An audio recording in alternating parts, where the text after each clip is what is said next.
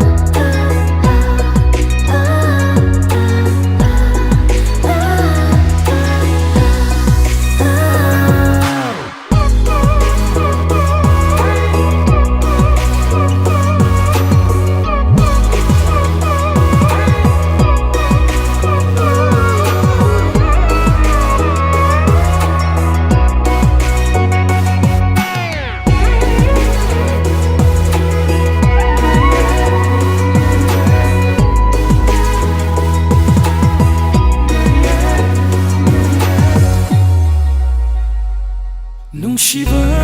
yaudana unaba